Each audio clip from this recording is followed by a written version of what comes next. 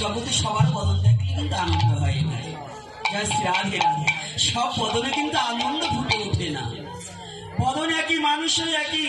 কাউকে দর্শন মাত্র মনে হয় ওই ব্যক্তিকে যদি একটু পক্ষে জড়িয়ে ধরতে পারতে, আর কাউকে দেখা মাত্র কাছে বসে থাকলেও হৃদয় মাঝে ভাবে কি এই লোকটা একটু চলে যেত আমার কাছ থেকে, তাহলে একটু শাস্তি দিত।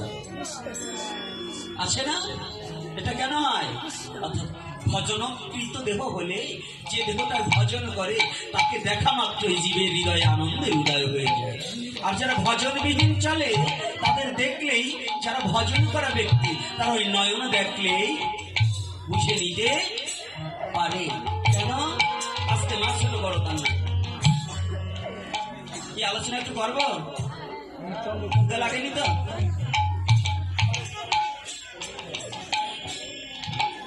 কি আলোচনা একটু করবো?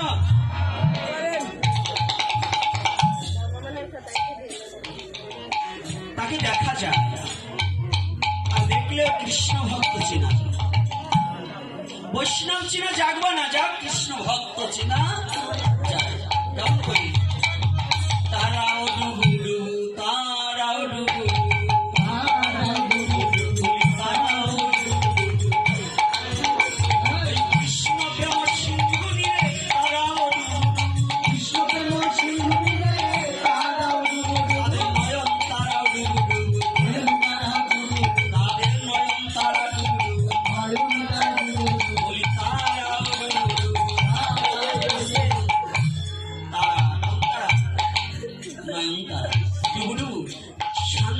একটা কথা মহাজন বললে,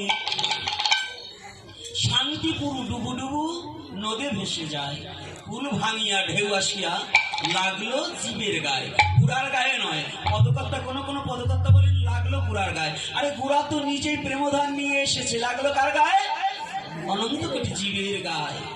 শান্তিপুর ডুবু ডুবু নদে ভেসে যায়, শান্তিপুর ডুবে নাই, প্রায় ডুবু ডুবু, আর নদে ভেসে গিয়েছে। কিসে ভেসে গিয়েছে?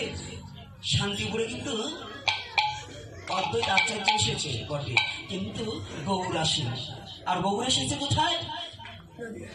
নদিয়ায়। নদিয়ায় কোথায়? প্রাচীন মায়াপুর। প্রাচীন মায়াপুরে। মায়াপুর কিন্তু দুটো, একটা মেয়াপুর থেকে মায়াপুর, আর একটা হচ্ছে প্রাচীন মায়াপুর। প্রাচীন মায়াপুরটা হচ্ছে নবদ্বীপের মধ্যে, তাই ওই নবদ্বীপকে বলা হয় নদিয়া। নবদ্বীপকে বলা হয় নদিয়া। তাই বলছে শান্তিপুর ডুবু ডুবু নদী ভেসে যায়, নদী ভেসে গেছে। তাহলে তারাও ডুবু ডুবু কাঁদে। তারা বিশ্ব জগতের মাঝে তাদের চেনা যায়, কৃষ্ণ ভক্ত তারা।